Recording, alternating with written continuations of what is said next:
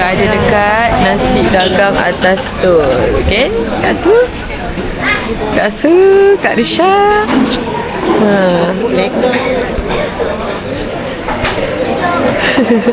Bibi, lambai-lambai. Lambai. Dia pergi senyum. Ini lauk kita pada hari ini. Isi minyak. Isi dagang. Nak masuk tangan. Kasih dagang, okey. Ada. Dalam ni. Okay. Kita sekarang dekat Pasar Payang. Payang untuk membeli batik-batikan. Beli batik meneman acik-acik membeli kat sana. Kita meneman mereka mencari barang. Membeli batik-batikan. Saya tak beli. Tak nak beli apa. Kalau ada RM10 pada beli. Kan.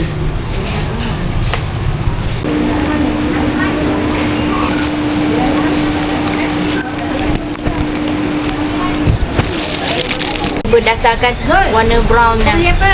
Beli tak untuk mak kau? Beli tak untuk mak kau? Kerupuk. Dia banyak wanita.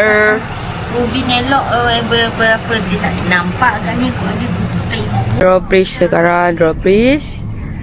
Sangat panas lah tengah-tengah hari macam ni. Kita kat Drawbridge. Tengah-tengah hari ni.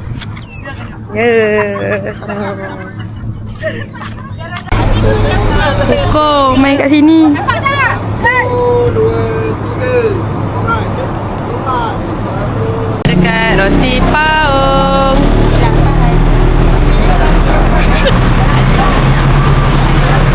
Belum bayar tapi nak makan tapi. Macam mana ni? Mana tahan macam tu kak. Mana tahan macam tu. Mana dah jadi sejuk ni? Panas. Ui. Kita dekat tepi ni. Kita dekat tepi ni. Nak makan masak tu. Capur. Kita Ambil je. ambil je. Bayar. Ambil je bayar.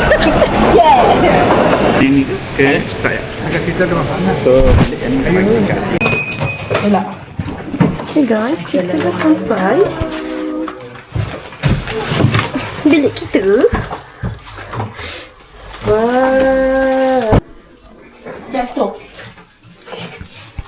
Okay. Our roommate. Ni ada hair dryer. Ada batu. Batu. Tak so. Boleh mandi serentak ni. Salah. Nama orang sakit Nazira ni. Kita nama orang lain. Okay.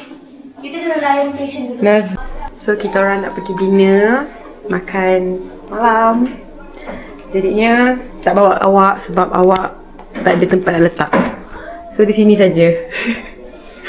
Selebihnya tiada. Bye bila kita ada di makan-makan. So jumpa esok. Bye. Okay, kita sekarang ke airport sama Kak Wan ni. Tengah sakit. She sick. That's why she follow me back together. Tidak, saya dah menunggu. Sekarang flight pukul 8.40. So kita tunggu sampai waktunya.